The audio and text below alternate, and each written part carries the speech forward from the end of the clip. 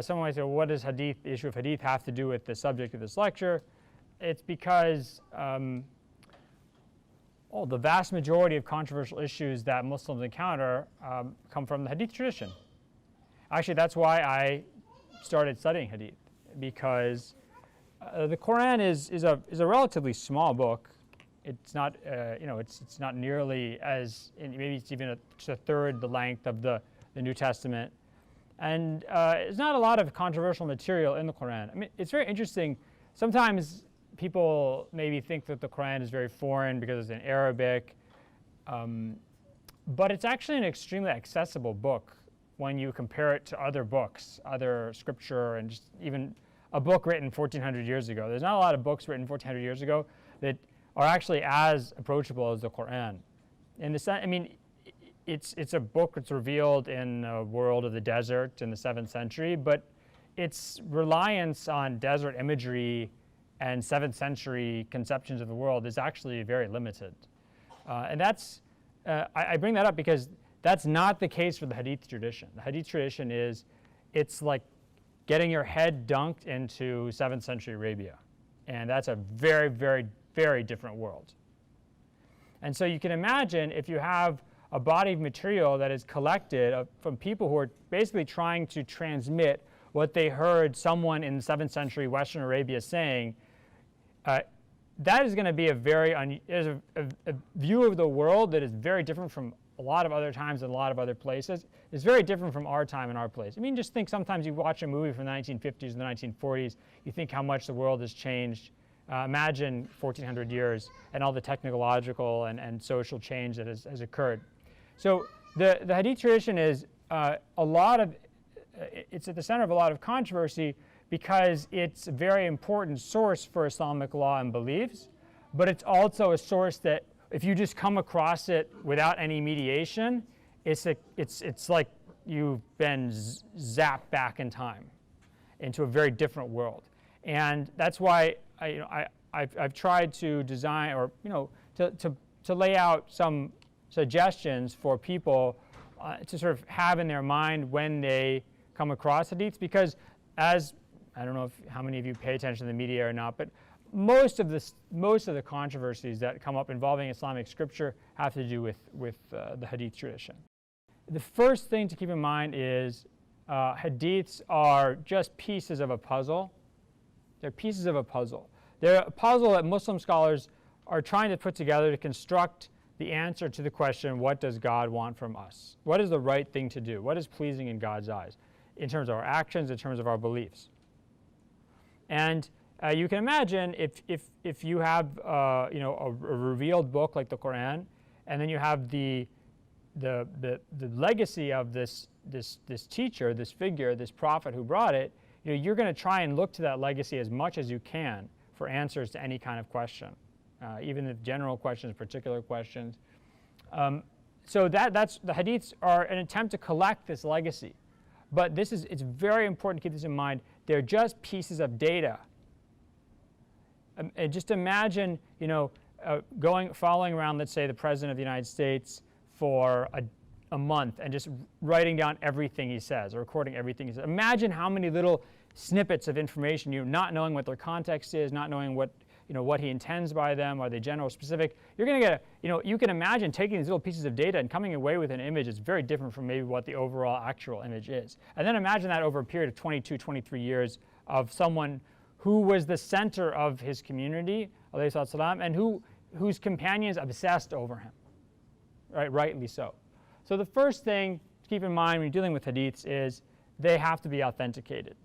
A lot of times people will cite, let's say, this hadith is in Sunan of Ibn Majah, or this hadith is in the Sunan of Tirmidhi. Okay, up to a quarter of the Sunan of Ibn Majah is unreliable, according to great scholars like the 14th century scholar al-Dhahabi. Up to 1/4 of the book is unreliable. Books like Tirmidhi have a book like Tirmidhi has lots of unreliable hadith in it, because the author himself put those in there because he wanted to show you, this is what certain people think the Prophet said, but I don't think this is accurate. So it's not just a book of hadiths he thinks are accurate. It's a book that collects also hadiths he thinks are not accurate. So when someone cites a hadith from Tirmidhi, they might actually be citing something that Tirmidhi's putting in there that he doesn't even think is reliable.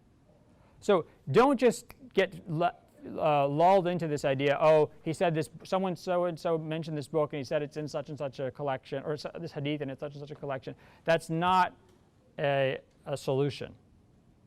Every hadith you come across has to be authenticated. Now, there's certain hadith that say that are in the Sahihain of al-Bukhari and Muslim. Those are vast majority of those have been considered authentic by Muslim scholars. But that's only 2 books.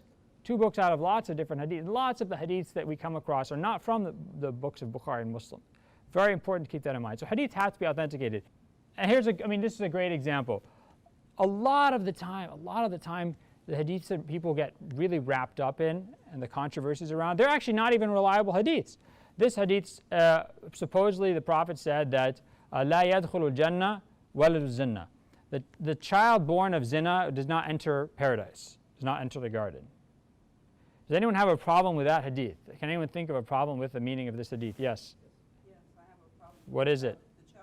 The child didn't do anything, and we know from the Quran that لا تزر وازرة وزر أخرى, no bearer of burdens will bear the burdens of another. And lots of this is not in any of the main hadith collections. Okay, it's not a reliable hadith at all. In fact, scholars like Ibn al-Jawzi, the great 12th century scholar of Baghdad, Ibn Hajar al-Asqalani, the Sakhawi, all consider this to be a forged or extremely unreliable hadith. So, a lot of sometimes you come across hadiths that are not even reliable. Even maybe Muslim scholars condemn them as forgeries. Even in a book that is well known, for example, the Sunan of Abu Dawood, one of the famous 6 books in the Sunni hadith canon, the Sunan of Abu Dawood as-Sijistani, he died 889 of the Common Era. And this is a book that's actually where the author tries to give you the hadiths that are relied upon on issues of law. And generally, the understanding is that he considered the hadiths in that book to be reliable to some degree. But sometimes there's hadiths in that book that are very unreliable. For example, I remember when I was actually still in college when I first heard this, and someone came and told me about it and started complaining about this hadith, and I had no idea what to say to them. This hadith says, the Prophet ﷺ supposedly said, لا يركب البحر إلا حج أو غاز أو حج أو معتمر أو غاز في سبيل الله فإن تحت البحر نارا وتحت النار بحرا. What does that mean? It means let no one travel by sea, by the ocean, except someone traveling to do Hajj, to do Umrah, or fighting in the path of God. Why, the Prophet supposedly says? Because there is a fire underneath the ocean, and underneath that fire is another ocean. Okay, now, geology aside, this is a chart for the ascent. This is actually very rare hadith. It's not a very common hadith. There's 2 versions of it. The one I just read you is on the left, the blue color. It's in the Sunan of Abu Dawood, Ibn al-Jawzi's books, a book called Akhbar Mecca of al-Faqihi, the history of Mecca by al-Faqihi. He died in the late 800s. Now, those 3, Bashir bin Muslim, Bishr bin Abi Abdullah, and this guy, this unknown person, it's just a guy, literally, a guy told me this. These people are unknown. No one knows who they are. Now, inshallah, in this series, we'll discuss also hadith criticism. But if there's someone who's unknown in the chain of transmission, the hadith is automatically unreliable. If there's 2 people who's unknown in chain of transmission, it's unreliable squared.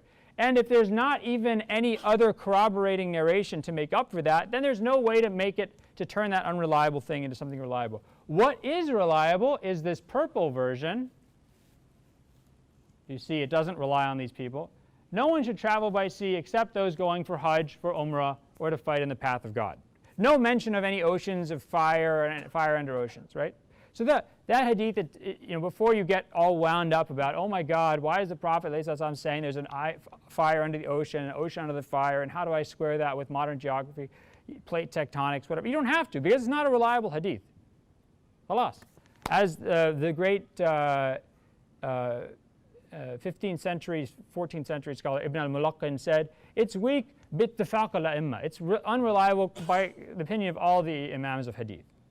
Now, this other one is not. It's actually fairly reliable. But, and we're going to discuss this, you can go back to the previous slide. Okay. We'll discuss this in a second. Just because something's reliable doesn't mean you act on it immediately. That hadith is going to be a great example of what we're going to talk about after this, which is the way the Prophet speaks, alayhi salam. So keep that hadith in mind. Because it seems to say, don't travel by sea. How many of you have gone over the ocean recently? How many of you, if we didn't have airplanes, how many of us would be actually traveling by the ocean to do our commerce? Does that mean we're not supposed to do that? Finally, you get to be very careful of what you read. You have to be very careful of what you read because the world is full of people who love to make Islam look bad, love to make Muslims look bad, and you really have to be skeptical. You really have to be skeptical. In fact, Muslims should be skeptical people because we're not supposed to believe things unless there's evidence. Hatu burhanukum in kuntum sadiqin. Bring your evidence if you're truthful people. We're supposed to follow revealed evidence, not just anything that somebody thinks is appropriate or right or wrong, or that they think God wants. We're people who base things on dalil, on evidence. And just as an example of this, the other day I was reading this famous history of India, of an Indian scholar named Badauni. Badauni from, he's died in the early 1600s. And he mentions this hadith he heard. And I was reading this a translation from the Persian into English. It was an English translation. And it says, this hadith says that if a man finds another man with his wife, he can kill the man, and then that's fine. The man deserves to die. Which is basically kind of like honor killing in a way, right? So this is really weird because that's actually the opposite of the sunnah of the Prophet, where he makes it very clear in hadiths in Sahih Muslim and Sunnah Abu Dawud and other books that you're not allowed, if you murder somebody because you find them in a compromised situation, even if they're committing a serious sin, if you don't have 4 witnesses, you've committed murder, you've committed an illegal killing, you'll be prosecuted for that. So that's the sunnah of the Prophet. So I was surprised, so I went and looked at the original Persian, and whoever had copied this had they didn't know what they were writing. They wrote some thing that didn't make any sense. It's like they were copying letters, they didn't know what they meant. But what the hadith originally was whoever wears clothing of another person and is killed because someone thinks they're that person, then it's that person's fault, right? If you go around dressed like someone else and someone kills you accidentally, it's your fault. By the way, that hadith is also unreliable. So, if you sat there and you got this book out of the library and said, I'm reading this great history of India, and you come across and say, oh my God, there's a hadith that says honor killing is okay. Like, now I'm really feeling horrible. What do?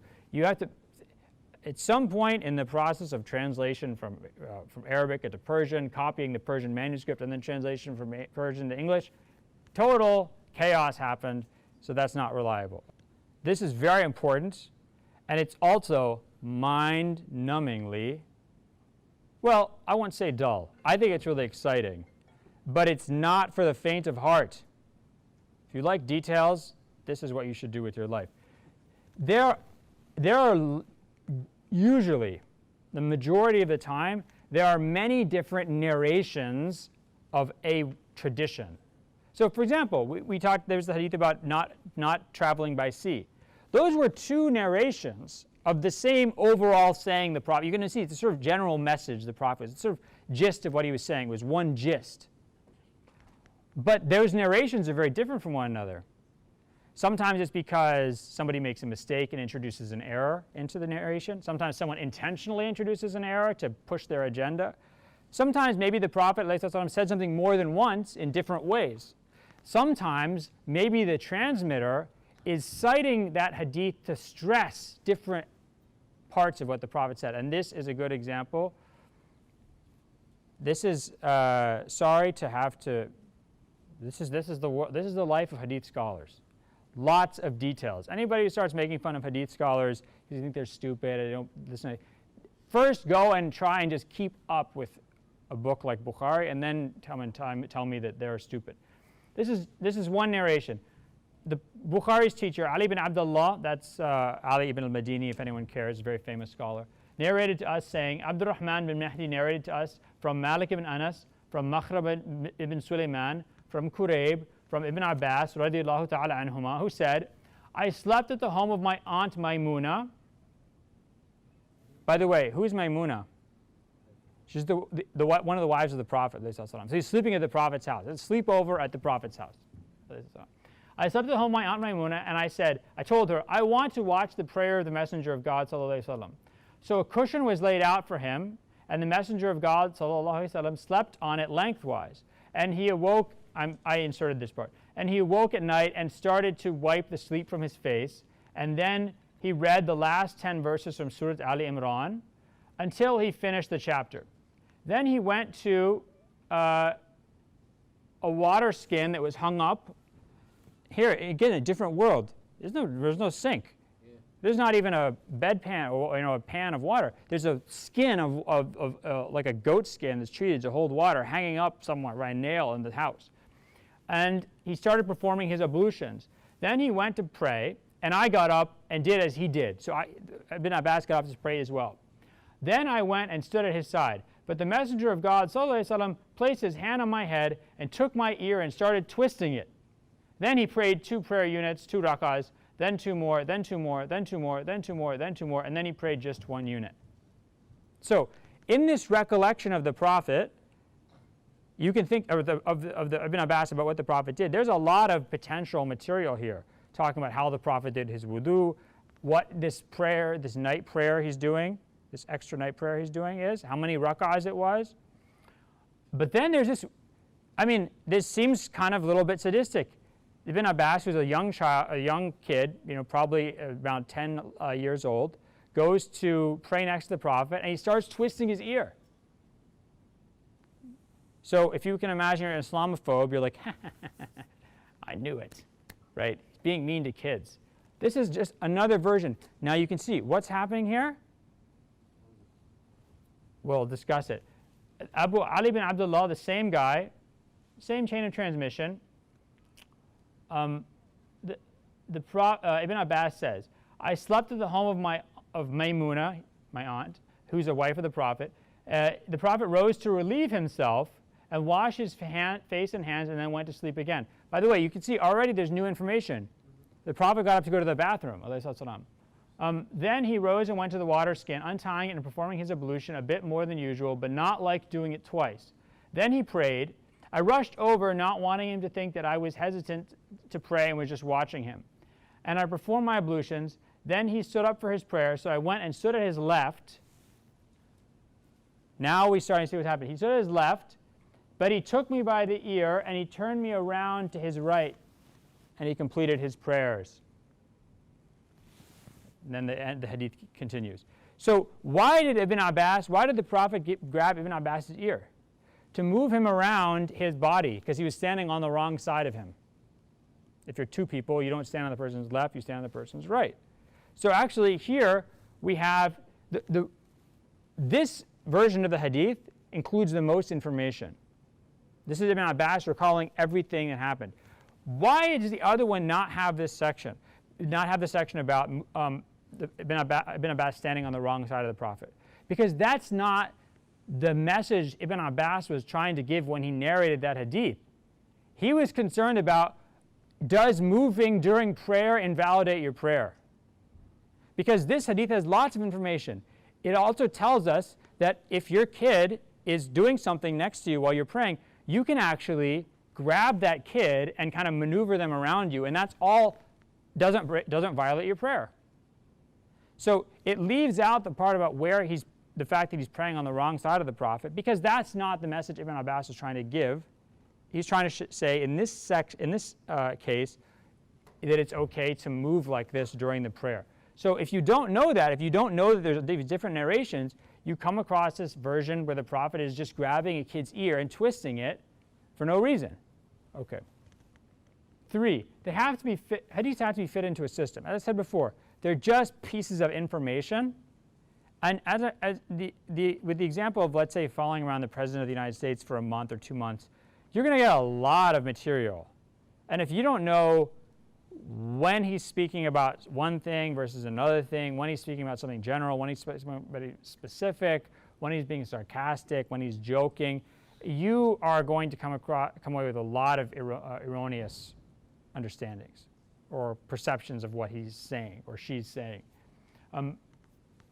So hadiths are pieces of data, and it's a very big mistake. The biggest mistake one of the biggest mistakes Muslims make is to just listen to hadith and think that that's all there is to say about a particular issue. It's almost never all there is to say about a particular issue. It's a piece of data that fits into a bigger system, and that's the job of Muslim scholars. That's the whole job of Muslim scholars throughout history. Of course, they also calculate prayer times and do nikahs and things like that, but the job of a Muslim scholar is to try and figure out what God wants from us using this material.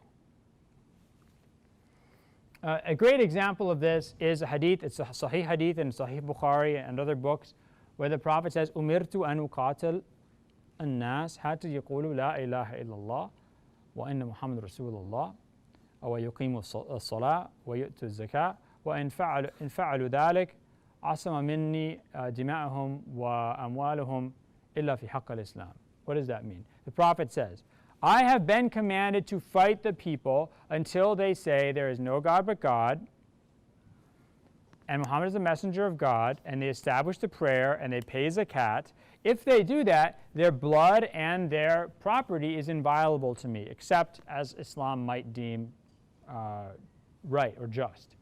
So this hadith seems to say pretty clearly, and you've probably seen this cited on some Islamophobic website or on Fox News or something, it seems to say the Prophet saying, I've been commanded to fight people until everybody becomes Muslim. That's basically what it says.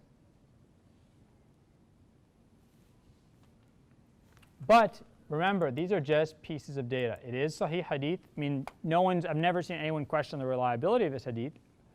But we know we can't just take it on its face. Why? Because the Quran, in Surah At-Tawbah, Surah number 9, tells us that those from among the people of the book, Muslims can fight them until they become Muslim or until they agree to pay the jizya. They don't have to become Muslim. And by the way, Muslims by the late 600s, early 700s, included everybody they met as people of the book. That includes Hindus, that includes Buddhists, that includes Zoroastrians. They treated them all in this way. If Muslims conquered them, they paid jizya, and they can continue to practice their religion freely.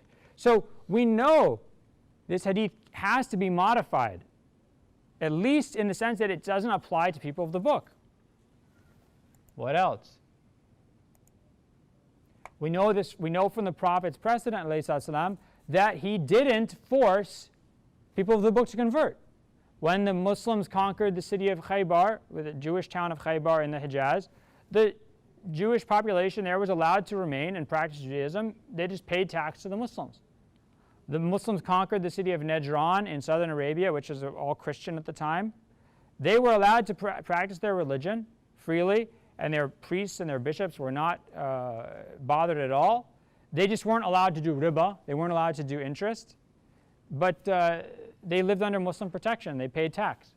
So we know from the Prophet's precedent this isn't the case. And then finally, we look at other narrations of the hadith. For example, in Sunan Nasa'i,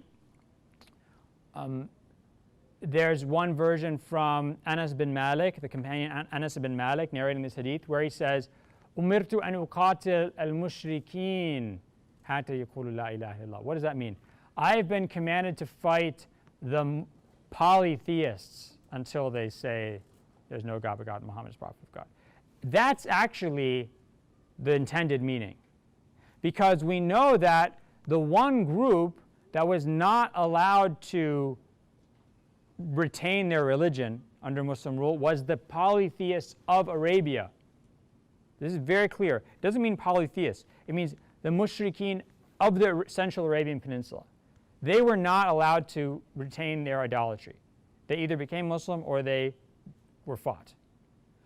This doesn't apply to other polytheists. Let's say if you think that Hinduism is polytheist, Because Muslims treated Hindus like people of the book. From their first encounter with them in 711 when Muslims conquered Sind, they treated them like people of the book.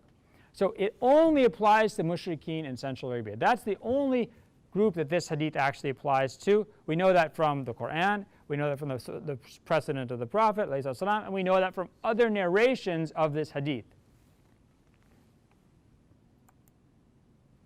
Oh, this is a good one. You read Sahih Bukhari, you'll come across this hadith. The Prophet ﷺ says, "Ash-shu'um fi thalath, fil faras, wa fil marati, wa fil dar." What does this mean? Shu'um is like a bad omen. 3 things are bad omens: horses, houses, and women. Now, I have no idea why. Certainly, horses and houses. I mean, I don't know. What are you going to say about those? Women, obviously, people are going to get upset about that. What is this? What does this make any sense? So, you have to look at other narrations of the hadith. In a very important narration of this in the Musnad of Ahmad ibn Hanbal. Aisha, the wife of the Prophet, says, the Prophet did say this. He said this. But he said it to say, this is a jahili practice that we don't accept. So it'd be like me saying, some people say that it's okay to be racist, but it's not okay to be racist. So then someone goes, Jonathan Brown said it's okay to be racist. I did. Those words technically came out of my mouth, but that's not what I intended, right? I brought this up to say this is unacceptable. So this is actually, if you come across almost all narrations of this hadith, you will not find that very important corrective point by the wife of the Prophet, alayhi salam. So this is, don't worry about reading this. I just want to show you this. This is a fascinating study I came across a couple years ago, I think 2012. This is written by an Algerian scholar, and it's in computational linguistics. And what he did is he did a linguistic study, what's called computer stylography of the Quran and Sahih Bukhari. So looking at how often words were used, how often different grammatical patterns were used, and he determined that the Quran and the hadiths come from 2 different speakers, which is not very surprising for Muslims. That's actually not what interested me. What interested me is the idea of the prophetic style of speaking. Because one of the things that you find, I mean, even if you just read 20 or so hadiths, is that the Prophet ﷺ really has his own way of speaking. It's amazingly consistent. It's very, it's very idiosyncratic. I mean, you immediately know this is the Prophet speaking. Now, even when Muslim scholars made up hadiths, or not Muslim scholars, when Muslim people who were being naughty made up hadiths, they were trying to mimic that style. And what I think is very interesting about this is, if you're Muslim or not Muslim or whatever, you can like the way the Prophet talks or you can not like the way the Prophet talks, but there is a certain way that he talked. And actually, the fact that there is this stylistic consistency, for me, is one of the biggest indications that overall the hadith corpus contains reliable material. Because there's a remarkable consistency in style. And it's often a very, very foreign style.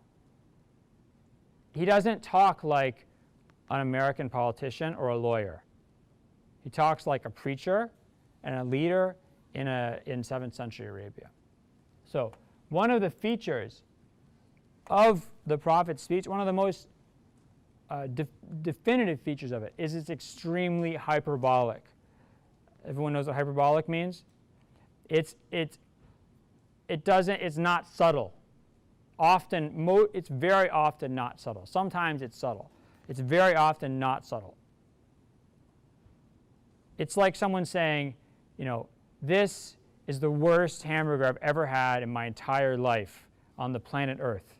Since the moment I was born until right now, I've never encountered a hamburger that's worse than this hamburger. That's hyperbole. Is this really the worst hamburger I've ever had? I don't know. Could you even remember all the hamburgers you've had? Do you keep track of this? Do you keep a list in your pocket or on your phone? Probably not. You're trying to say this is a bad hamburger. I'm not happy with it. That's hyperbole. And one of the things I'm thinking I should write something about this, but because I've never seen actually any Muslim scholar write a list of these. It's very much a part of the way that Muslim scholars interpreted hadiths, even from the time of the companions and the successors, but I've never seen someone actually systematize it. So actually I'll go a little bit towards offering you a semi-systematized view. Muslim scholars developed filters. You can think about them as filters, translation mechanisms for the prophetic nature of speech. So I'll go through some of those filters. First of all, severity means discouragement. Severity means discouragement. Here's an example.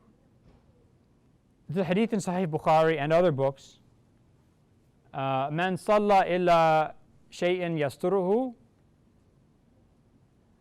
whoever prays and they put something in front of them so that no one's going to be crossing in front of them when they're praying, and someone tries to cross in front of you, فَلْيَدْفَعْهُ, push him away like this. Put your arm out. Everyone knows this from the mosque. If the person refuses, you're stopping them, and they continue to try to go across, فَلْيُقَاتِلْهُ, it says, then fight him. So literally what this means, is, I'm praying here in the mosque, guy tries to cross in front of me, with my arm out, he says, you don't tell me what to do. He keeps pushing in front of me. According to that hadith, literally what I should do is I should stop my prayer, maybe like crack my knuckles, get ready, and then I start punching him, fighting with him. That's literally what it means. Okay, no Muslim scholar that I know of ever understood this hadith in that way, for a number of reasons. One, the person passing in front of you doesn't break your prayer. It doesn't break your prayer. It's just a matter of adab. What would break your prayer is if you stopped praying and started punching somebody. That would break your prayer. So there's no reason for you to purposefully end your prayer to engage in an act of violence against another Muslim. By the way, the last bit of the hadith says, fight the person, فَإِنَّهُ shaitan, because that person is the devil. Think about this. If you put your arm out. Everybody gets, they don't see stuff. Sometimes they walk and they don't see somebody. Okay, you put your arm out. Sorry. Imagine that you actually don't want to listen to that person. You just insist on walking in front of them when you're praying. At that moment, you are actually embodying satanic impulses. I mean, you're basically saying, I don't care about your prayer. I don't care about being rude to you while you're praying. I don't care about the fact that I know I'm not supposed to do this. My nafs is going to control me. That is satanic impulse. At that moment, you are, in fact, a tool of the devil. How do we know that? So Muslim scholars didn't understand this as fighting because it doesn't make any sense to break your prayer to fight somebody. Two, we have no evidence ever of any of the companions ever doing this. No early Muslim understood this as fighting. What it means is push back, even fight them back like this. Don't just let them walk in front of you. Put your arm out more aggressively. My point being, the Prophet could have just said, alayhi salam, if someone tries to walk in front of you, put your arm out. If they keep trying to go in front of you, push back a little bit harder. But that's not how he speaks. Because you're not going to inspire anybody if you talk like I just talked.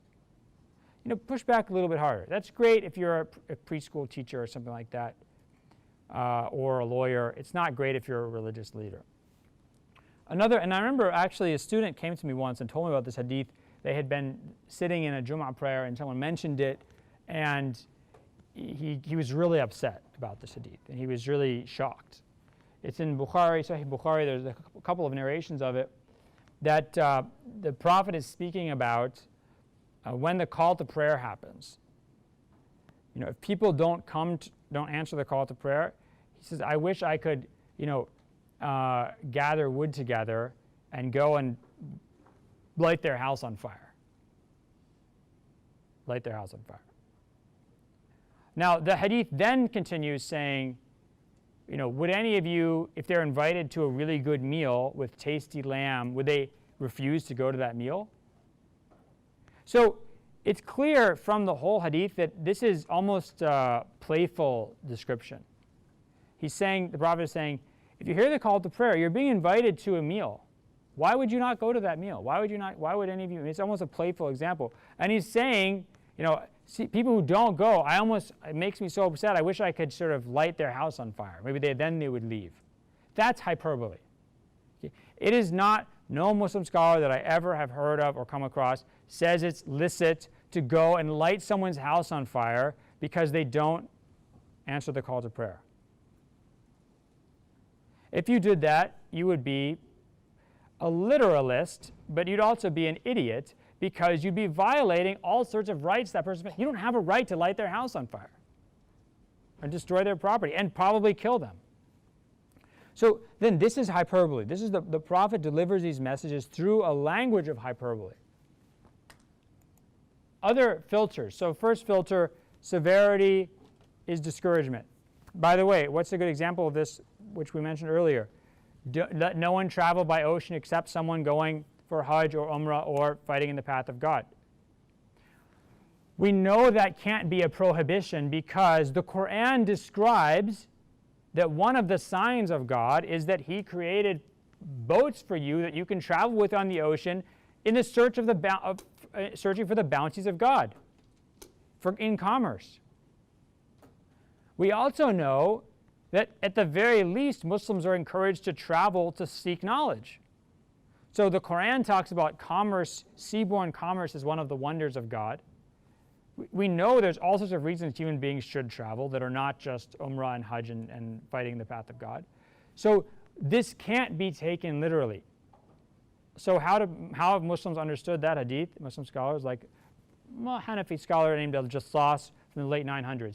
He talks a lot about this. He says that it's probably just trying to describe the dangers, emphasize the dangers of traveling by ocean. It's not something for the faint of heart, which is true, by the way. Despite all the movies you see and Russell Crowe and that Heart of the Sea with the guy who plays Thor and all these other things, it's not romantic. It's dangerous, dirty work. Okay, especially prior to night carnival cruise. If you're on one of those carnival hell ships, when they run out of electricity and stuff, then you'll see it's nasty work. So my point is that he's saying this is actually underscoring the seriousness of traveling by ocean. It's not a joke, especially, by the way, in the Mediterranean, which is a very dangerous ocean. That's why there's all sorts of shipwrecks, people always discovering Roman shipwrecks and stuff, because it's a very turbulent ocean. A lot of people died, a lot of ships went down in that ocean. The second filter, laysa minna. A lot of times you'll see hadith that says, so-and-so, whoever does this or that or says this or that, laysa minna, is not one of us. Technically, literally, that means they're not Muslim. So if they were Muslim and now they're not Muslim, then they are an apostate. They've become a kafir. That's what that means. Just an example in Sunan of Abu Dawood, man ghasha falaysa minna, whoever cheats is not from amongst us. For another example, man hamila alayna silah falaysa minna in Sahih Muslim. Whoever carries arms against us, whoever bears arms against us is not from amongst us. Okay, this filter doesn't mean people are not Muslims. It means they're not doing what Muslims should do. This is not the path of Muslims. They are doing things that Muslims should not do.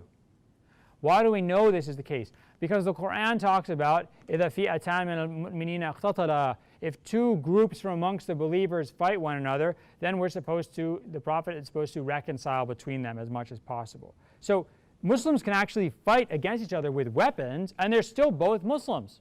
Both parties are Muslims. Therefore, that hadith cannot be literally the case. Second, we know, for example, that if there's another hadith where the Prophet rules that, and also in the Quran, that if you kill somebody, if a Muslim kills another Muslim, then the Muslim's family has the right to either have the person executed or take blood money or forgive them. And the Prophet describes the killer still as a believer. So we know he not only carried weapons against another Muslim, he actually killed another Muslim. Okay. So this idea that whenever you see something laysa minna, what it means is it's not the type of thing that Muslims should do. By the way, why would the Prophet speak like this? Why would you use language like this? To get a point across. If I say cheating is not the type of thing Muslims should do, to a kind of very upper middle class American audience who's very subtle and not used to seeing real violence on TV and things like that, that's a good way of speaking. But that's not how you speak to everybody in the world. That's certainly not how you speak to Arabian Bedouins for whom violence is completely normal. Bedouins were not subtle people. They generally today not subtle people. You have to say, you do this, you're not from one. The person who does this is not Muslim. And it's very interesting, some Hadith transmitters later in the let's say the 700s, 800s of the Common Era, they would explain, Laysa minna means Laysa mithlana. Not from amongst us really means not like us. But some Hadith scholars, like a famous scholar of Mecca, Sufyan ibn Uyayna, died around, 805, 810, I would guess, of the Common Era. Sufyan ibn Uyayna, he actually wouldn't explain that. He wouldn't put the filter on when he was telling this hadith to people because he wanted to shock them. He wanted people to be afraid of cheating. Okay. Another very important thing. There's kufr and then there's kufr. There's different types of kufr. The best example of this is a hadith. It's in Sahih Bukhari, it's in Sahih Muslim, it's in the Jam' of Tirmidhi, where the Prophet says, Sibab al-Muslim fusuq wa qitaluhu kufr. If you engage in cursing, with yelling and cursing with a Muslim, another Muslim, that's iniquitous behavior. That is sinful behavior. If you fight with that person, that's kufr. So technically what that means is if two Muslims get in a fight in the parking lot of the mosque or something like that, they are now kafirs. But as Ibn Abbas says, very importantly, in his discussion of this hadith, the companion of the Prophet says, هَذَا كُفْرٌ دُونَ الْكُفْرِ. This is a type of kufr that's not the really serious kufr like apostasy. This doesn't mean someone leaves. What does that mean? It's the same way that the Prophet says that the person who's drinking wine or who's engaging in zina, in the moment when they're drinking wine and they're engaging in zina, they're not a believer. Because in the moment you're doing that act, you're really denying God. You're disobeying God so severely that your belief sort of leaves you at that moment. You're not really a believer in God if you're doing something this serious. But this doesn't mean the second you put the wine down, you're a Muslim again. So there's kufr can be a quality of an action. If you deny God's bounty, then that's an act of kufr. It doesn't mean you're a kafir. It doesn't mean you've actually done kufr with a capital K, we've left Islam. It just means that action is an action of denying God. Okay, and you also find a lot of times hadiths like, لا يؤمن أحدكم حتى, none of you will believe until things like, none of you will believe until I am dearer to him than his parents and his children and all the people. It's a well-known hadith. So the Prophet says, none of you will believe until I am dearer to you than your parents and your children and mankind altogether. Now, first of all, that's a very difficult order to meet. And by the way, interestingly, the majority of Muslim scholars said this is not talking about natural love, because you can't choose how much you love your children. You can't choose to love someone more than your own children. And it's very interesting. Muslim scholars, and this going back all the way to the 800s and 900s of the Common Era, they had a very keen understanding and appreciation of human nature. They knew people love their families. Parents love their children. They love their children almost at a biological, evolutionary level. That they love it. This is not a choice. You love your children. And you're not blamed that you love your children more than loving someone else, because you can't control your love for your children. So this love must be the type of love you choose to engage in. So to the extent that we can choose who we love, we should love the Prophet more than anybody else. Secondly, anything where it says none of you will believe until X or Y, it means none of you will completely believe. None of your imans will be perfect until you believe this. It doesn't mean none of you believe, because we know the very simple things that Muslims have to do to become Muslims. They just have to say, there's no God but God and Muhammad is a prophet of God. Then they're a Muslim. And their faith is, at least to other Muslims, as sound as anyone else's.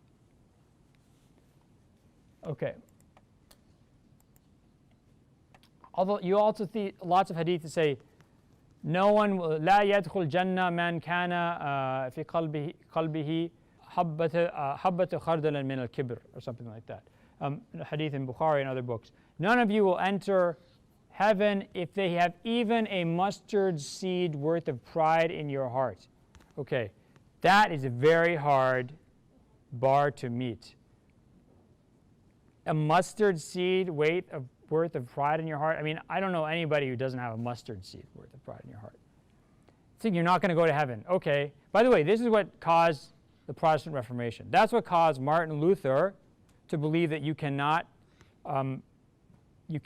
attain salvation by your actions. Because Jesus says, for example, in the New Testament, if you even look at a woman with lust in your heart, then you've committed adultery. That means basically people are constantly committing. I mean, how can you possibly meet that standard? Muslim scholars didn't have this problem because what they said is, we know from other sound hadiths, all muwahhidun, all monotheists are going to enter heaven eventually. So let's say you're just a really, really bad Muslim. I mean, you're an alcoholic, pork-eating, gambling, homeless person beating, nasty, lying, cheat, murderer. It's not to say murderer. That's too much. You're still going to go to heaven eventually. You're just going to have all these sins burned off you. So you're going to be roasted in hellfire until your sins have been purged. But we know that if you have faith in God, eventually you're going to attain salvation.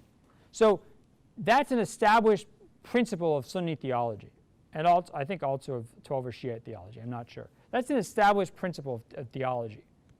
So this hadith can't be interpreted as it seems on its face.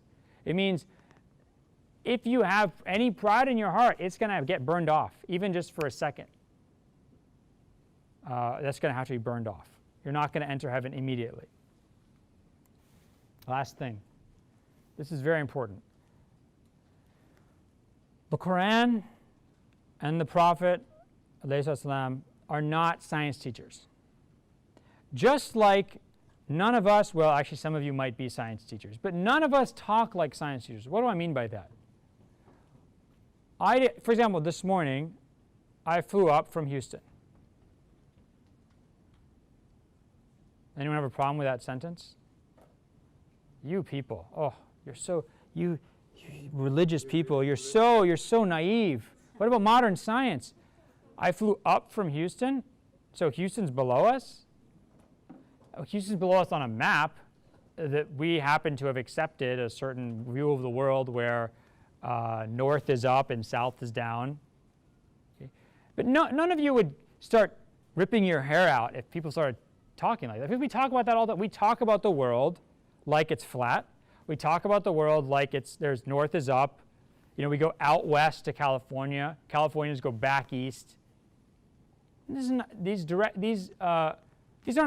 really mean we believe that somehow the earth extends from the east coast to the west coast temporally and spatially or something. I don't even know how we make sense of that. This is how we talk. The Quran addresses us in the language of human beings. The Prophet speaks like a normal person speaks. If he were to speak in a scientifically accurate way, people would think he's a complete weirdo. Just like you would think I was a complete weirdo if I spoke in a scientifically accurate way all the time. By the way, remember, science is always changing. I have this chart. I should have brought it, but I love showing this to my students. It has a chart of all the different, different foods that cause cancer.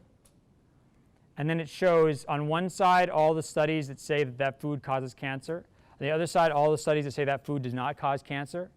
And if you look at the chart, there's no, everything either does or does not cause, either causes cancer or prevents cancer. So science is not something you want to put a lot of your eggs in, specific scientific conclusions. Overall, for example, cleanliness is important. Germs carry disease. These things we're not going to, are established facts. But things like exactly how is the universe shaped? Does this, a lot of times I remember reading when I first started reading the Quran, reading it, and the Quran talks about inna ash-shams wal qamar tajri ila ajal musamma.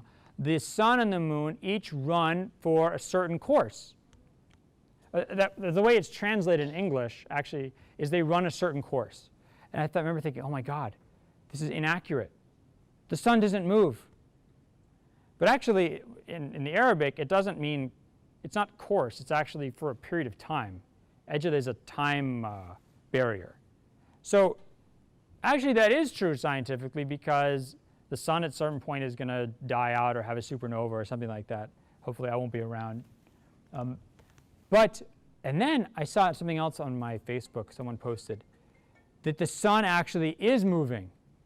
The sun's actually moving around, and all the other planets are moving. It's actually a really cool graphic. I don't know if any of you saw this, but the sun's shooting through space, and all the planets are kind of following behind it in these different orbits. So actually, I shouldn't have been upset, because the sun is moving on an appointed course. So if you start saying, I need my scripture to always accord with the latest scientific theory, not only are you not going to be satisfied, you're also unnecessarily putting your heart through the ringer. Because that's not how people talk. That's not how language works. We don't talk to each other in that way, and God doesn't address us in that way. Finally, if you want to have a message that is going to resonate with people in all different places and times, the last thing you should do is ground it in the scientific theory of that day. If the Quran said, verily, the universe it began at a certain point called the Big Bang, and there were gravitational waves, and it's expanding, but at a certain point it's going to contract, and the sun doesn't look like it's moving, but it's actually moving. You're moving around it, and all these other things, and there's comets. I mean, imagine a Bedouin would just, or Arab Bedouin would say, what the heck is this? This is lunacy. Of course we're not moving. Of course the sun, I see the sun moving around us, and the moon moves around us. What kind of idiocy is it to say that we're moving? You would have lost your audience right there. It's a very bad bet. It's a very bad horse to bet on, scientific accuracy. So, but the problem is that Muslims, especially in the late 1800s, the early 1900s, and to a certain extent even Muslims today, I see this a lot, they are obsessed with what's called scientism. This is a real product of modernity. The idea that every human being who ever lived until basically Newton and Galileo and the greats, Boyle and Kelvin, all these great 17th, 18th century, 19th century figures, they were all just totally out to lunch. No one really understood the universe. And now everything that human beings thought they know prior to the scientific revolution needs to be reconsidered. Okay? That's scientism. The idea that we, at the forefront of human civilization, are its best. We are constantly discovering truth and removing darkness. The darkness of the past for the truth of the future. This is the Star Trek vision of the world. Okay? That's an extremely inaccurate view of the world. First of all, it makes people think things like, and I don't know, how many of you are in kids who are in some kind of grade school? How old are you? How? 12. Did you learn about Christopher Columbus? What did Christopher Columbus do? And discovered America. Okay, he discovered America. They still teach this? I'm really curious. Kids, tell me. They don't say that? Yes, they do. They don't? Okay. But what is his big discovery? Who tells me it wasn't he discovered America. He had this ingenious idea, which was? Cuba. Went to Cuba. No, he thought the earth was round. Everyone else thought it was flat. That's the biggest lie ever. Nobody thought, Christopher Columbus didn't think the earth was flat. Nobody thought the earth was flat. Nobody really has thought the earth was flat since about 400 BC, when the ancient Greeks figured out the earth was round. Because if you go out and you stand on the beach and you look on a clear day, you can even see the curved surface of the earth. Right? Everybody knew the earth was round since 400 BC. The idea that Christopher Columbus thought the earth was round, everyone else thought it was flat. This is a myth that was written in 2 books, one by a guy named Andrew Dixon White, another guy named Draper, in the late 1800s. And this is where the idea of the clash of science and religion came from. Late 1800s, anti-Catholic writing in America. And this myth still persists to this day, to the extent that when I first started teaching this, I actually had to go and look it up. I was like, I'm pretty sure Christopher Columbus discovered the earth was round, and I'm not going to go in front of students and tell them. And I had to go look it up. That's how unsure I was. Everybody knows the earth is round. There's a hadith in Sahih Bukhari and other hadith collections where the Prophet asks his companion Abu Dhar, هذه الشمس أين تذهب? This sun, where does it go, Abu Dhar? Abu Dhar says, God and the Prophet are more knowledgeable. He says, تذهب حتى تسجد عند العرش. It goes until it prostrates before the throne of God. And it asks God's permission to rise again, and God gives it permission to rise. In the early 20th century in Egypt, this caused a huge controversy. A lot of very respected Muslim scholars said, okay, this hadith clearly contradicts what we now know about astronomy. The sun does not go anywhere. We are moving around the sun. The sun certainly doesn't prostrate anywhere. And classical Muslim scholars didn't know this because they didn't know about modern astronomy, so they didn't have the means to see that this hadith was unreliable. Now we know this. Other Muslim scholars responded to those scholars and said, excuse me, but you're being idiotic, basically. No one ever thought the sun prostrates. For a couple of reasons. One, prostration means that you bend down at your knees. And the sun doesn't have knees. The sun doesn't have joints. The sun doesn't bend or anything. So it's obviously not literal. Nobody would, why are you treating this hadith literally? The Quran talks about الشمس والشجر النجم والشجر يسجدان. The stars and the trees bow down. Does that literally mean the stars are bowing down to God like this? No. It means they obey the will of God.